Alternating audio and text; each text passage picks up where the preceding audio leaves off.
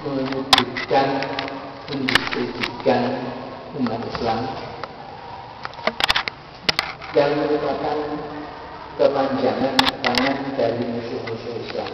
Walaupun mungkin para pelakunya tidak menyadari itu, karena mungkin pelakunya berpikirnya sederhana saja, dia bekerja dapat duit atau misalnya.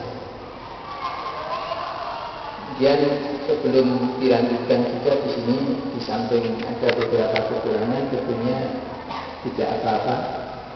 Kebetulan ini Bapak Ketua Mui Kota Surakarta juga hadir di hotel ini. Ada setidak-tidaknya saya dapat 13 salah cetak yang terus berbagi. Walaupun yang agak mengganggu terutama 2.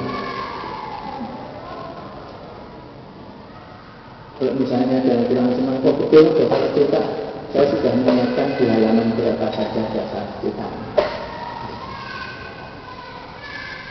Menurut saya isi kitab ini, kitab kecil ini padat dengan marjah tidak kurang dari 13 kitab tafsir yang muhtabar, yang secara keseluruhan berisi bukan saja kritik terhadap apa yang dilakukan, diusahakan oleh BNPB atau yang lain-lainnya misalnya dan yang bekerja sama dengannya, tetapi juga di penutup diberikan atau ditawarkan jalan keluar. Sehingga kalau kita mau objektif, kalau tadi dikatakan ketika misalnya Amerika juga sudah minta diberi dan ternyata juga sudah diberi, ya kalau saja otak mereka persis, barangkali mereka juga akan mau memahami barang tidak. Cuma saya sendiri secara pribadi tidak yakin. Masalahnya hidayah itu ada di tangan Allah Ta'ala. Sebaik apapun juga hidayah yang kita berikan, kalau Allah tidak memberikan hidayah itu, mereka tidak akan pernah mau. Tapi justru menggunakan ini untuk hal-hal yang negatif itu bisa disangkakan.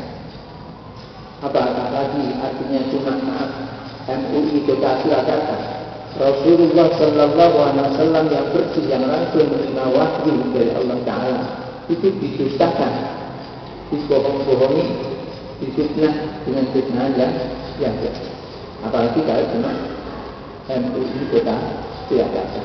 Oh, bukan bandingannya yang dibandingkan dengan Nabi. Kemudian saya meloncat ke bagian kesimpulannya. Jadi yang pokok sebenarnya kita ini rupanya mengajak kita untuk, kita itu bukan sekedar yang hadir di sini, tapi segenap bangsa Indonesia untuk membuang jauh-jauh kepentingan pribadi dalam rangka mencari duit yang sebenarnya tidak seberapa, tapi mungkin besar buat pribadi tersebut karena dapat duit dari asing, khususnya Amerika, dan membuang kepentingan asing dalam hal ini khususnya Amerika untuk kepentingan setidak-tidaknya bangsa Indonesia sendiri. Agar penyelesaian persoalan-persoalan yang berkaitan dengan terorisme itu diserahkan saja kepada ulama warasatul anbiya.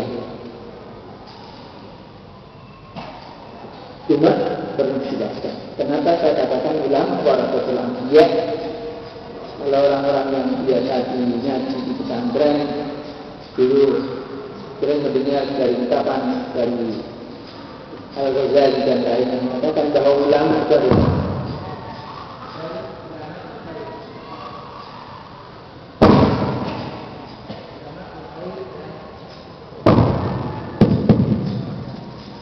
ulama al-khair dan ada ulama al-syir. Ulama khair, ulama yang baik, ulama syir, ulama yang jahat. Ulama al-khair itu disebut juga ulama al-akhirah, ulama akhirat. Ulama al-syir itu ulama dunia, ulama dunia. Ciri ulama al-khair itu memilih manusia untuk kemuliaan di akhirat sana. Ada pun ulama al-syir memilih manusia untuk mendapatkan kesejahteraan di dunia ini. Walaupun dalil-dalilnya ada dalil-dalil Al-Quran dan hadis-hadis Nabi. Tetapi begitu seruannya menuju kepada kemuliaan, kesejahteraan, kesenangan di dunia, itu adalah ulama jahat. Sedangkan ulama akhirat, ulama yang baik, menyuruh manusia untuk mendapatkan ridha Allah Ta'ala. Menit ketiga, takut mengambil jatahnya saudara kita dari Jakarta. Kemudian dalam kitab ini, dalam buku ini ada beberapa hal dapat saya kelompokkan menjadi 8 kelompok yang masih berkaitan antara satu dengan yang lain, yaitu tentang pertama radikalisme dan Islam radikal. Mereka mempergunakan kata radikal tidak dalam pengertian yang sesungguhnya yang dipakai untuk istilah tersebut. Nanti silakan Anda melihat apa arti kata radikal di kamus-kamus bahasa Indonesia dan sebagainya. Ada misalnya. Ya, sebenarnya kata-kata radikal itu berasal dari bahasa Latin, artinya radix, asalnya yang berarti akar. Mereka yang di fakultas farmasi, fakultas kedokteran sebenarnya tidak asing dengan istilah itu ya. Nah, kalau orang dituduh sebagai orang Islam yang radikal, semestinya yang dinamakan orang Islam radikal itu orang yang menjalani Islam secara mendasar, secara mengakar, bukan Islam-Islaman.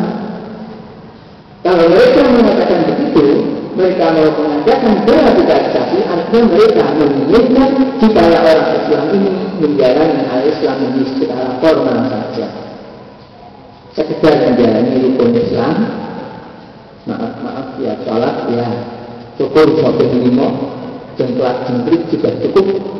Okay?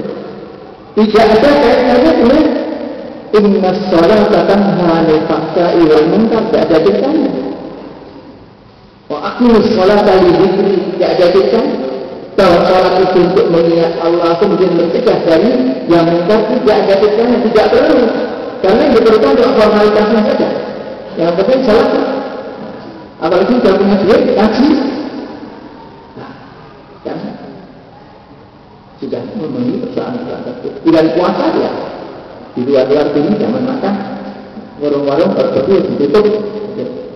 Walaupun diberi pintu samping untuk orang masuk juga gitu. Nah, itu yang ini yang dijawab bahwa istilah itu sebenarnya tidak tepat. Kemudian di samping itu juga ada beberapa usaha penyesakan melalui serangan kepada apa yang mereka namakan sebagai Islam radikal. Sedang yang mereka sebut sebagai Islam radikal itu adalah orang-orang yang sebenarnya mau jalankan Islam dengan sekuat-kuatnya, sebisa-bisa. Itu diriwayatkan di halaman 17 sampai 29.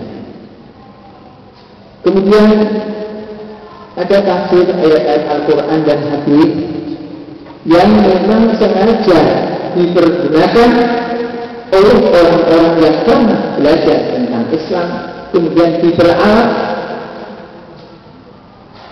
membawakan tafsir ayat-ayat tersebut atau hadis-hadis Nabi, dibawakan dalam bentuk yang tidak sesuai dengan asalnya.